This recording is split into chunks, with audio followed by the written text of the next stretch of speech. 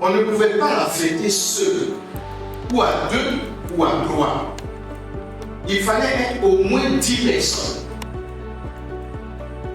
Le symbole est intéressant.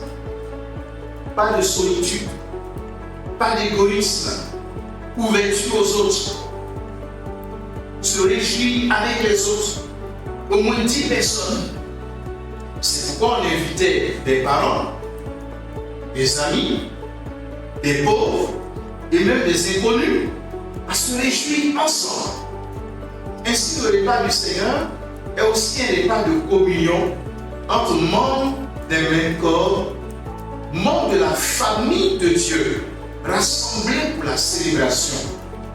On se réjouit ensemble du salut obtenu par le sang de l'agneau et on regarde ensemble vers l'avenir glorieux qui nous réserve. Et c'est là le dernier regard. Regard vers l'avenir. L'espérance de la venue du Messie. Chaque fête de la Pâque était en même temps l'attente d'une délivrance encore plus grande que celle de la servitude en Égypte.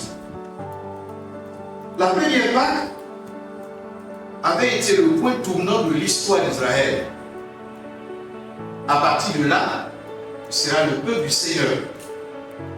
Aussi Aïe, l'Éternel lui dira, vous m'appartiendrez entre tous les peuples.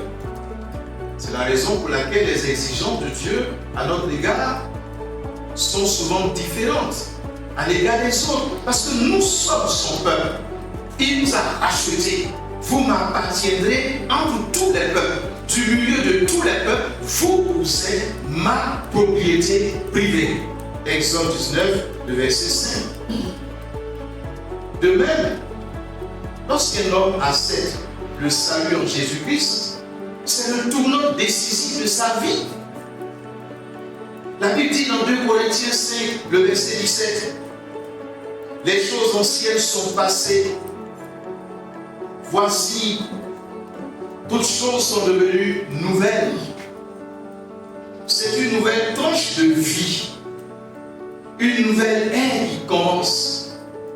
À partir de notre nouvelle naissance, nous appartenons au Seigneur et non plus à nous-mêmes. Notre vie ne nous appartient plus depuis le jour où nous avons donné notre vie à Jésus. Nous lui avons donné notre vie.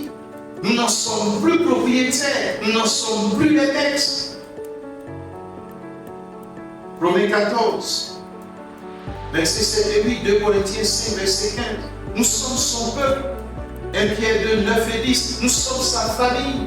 Nous sommes son héritage.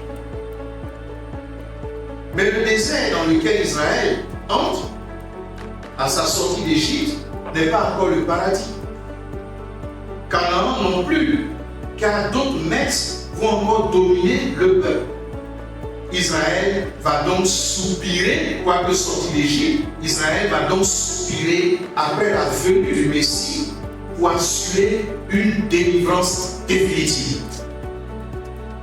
Les Juifs espéraient donc à chaque pas que cette nuit-là, le Messie arriverait. C'est pourquoi chaque famille laissait une chaise vide pour lui lors du repas pascal. Toutes les chaises sont occupées, mais il y a une chaise vide au même âge. Qui sait si le Messie ne viendra pas et n'entrera pas chez nous pour la délivrance définitive?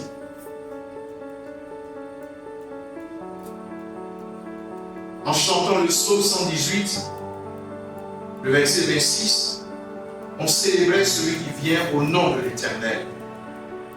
En instituant la Sainte Seine, dans le contexte de la Pâque juive, Jésus ne va pas non plus éliminer la pensée de l'avenir.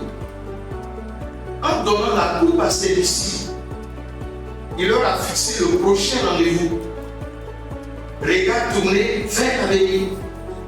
Prenez cette coupe et distribuez-la entre vous. Luc 22, verset 17. Et il ajoute, je vous le déclare, désormais, je ne boirai plus du fruit de la vigne, jusqu'au jour où je boirai le vin nouveau avec vous dans le royaume de mon Père. Regarde, tournez vers l'avenir. Matthieu 26, le verset 29. L'Apocalypse nous parle plus explicitement du festin des noces de l'agneau. L'ange me dit alors, écrit, heureux les invités au festin des noces de l'agneau. Apocalypse 19, verset 9. Ce sera un moment de réjouissance, de grande réjouissance dans la présence du Seigneur. La perspective de l'avenir est là. Le regard tourné vers la délivrance finale est là. Parce que nous attendons notre délivrance finale. Christ est mort sur la croix. Il nous a purifiés de nos péchés. Mais nous continuons encore de lutter avec le péché. Nous avons encore des épreuves. Nous avons encore des tentations. Mais quand le glorieux Sauveur viendra, il mettra fin à toutes choses. C'est alors que les tentations prendront fin. Le péché sera détruit définitivement. La maladie, la mort, tout ce qui nous fait souffrir dans ce monde disparaîtra. Ce sera notre délivrance finale. Et nous vivons, et nous servons, et nous prêchons dans la perspective de ce retour glorieux et de ce salut glorieux que le Seigneur va nous accorder une fois pour toutes dans l'éternité. Prendre part au repas du Seigneur, c'est avoir les yeux fixés sur le retour de Jésus. Il mettra fin à tous les esclavages et il transformera toutes choses en faisant de l'Égypte de ce monde un pays réjouissant de lait et de miel. Chaque fois que nous prenons la Sainte Seine, nous entendons Jésus nous dire, levez vos têtes parce que votre délivrance approche. Luc 21, verset 28. Chaque fois que je prends la Sainte Seine, je dois entendre cette voix me dire, lève ta tête parce que ta délivrance approche. Jésus revient bientôt. Mais bien aimé, pour terminer, la Sainte Seine est ce acte tendu, tendu entre deux événements majeurs de l'histoire de l'humanité. La mort de Christ et le retour de Christ. Chaque fois que vous mangez de ce pain et que vous buvez de cette eau, vous annoncez la mort du Seigneur jusqu'à son retour. 1 Corinthiens 11, verset 26. Ainsi, le repas de famille que nous allons partager tout à l'heure nous fait vivre le passé, le présent et l'avenir. Elle nous fait vivre le passé. Souvenons-nous, en venant prendre le repas du Seigneur en tant que famille, souvenons-nous de ce que Christ a fait pour nous et exprimons-lui notre reconnaissance. Elle nous fait vivre le présent. Purifions-nous de tout péché avant de nous approcher de la table du Seigneur. Et avec la conviction que si nous confessons nos péchés, il est juste et fidèle pour nous pardonner et pour nous purifier de toute iniquité. Venons avec joie et allégresse à la table du Seigneur, en communion les uns avec les autres. Elle nous fait vivre l'avenir. Vivons chaque fois que nous nous approchons de la table du Seigneur, vivons comme des voyageurs et étrangers sur la terre, dans l'attente du retour imminent et glorieux de notre Seigneur Jésus-Christ. Que le Seigneur nous bénisse ensemble et nous allons prendre un temps pour vivre ces trois moments passés, présents et à venir dans le recueillement.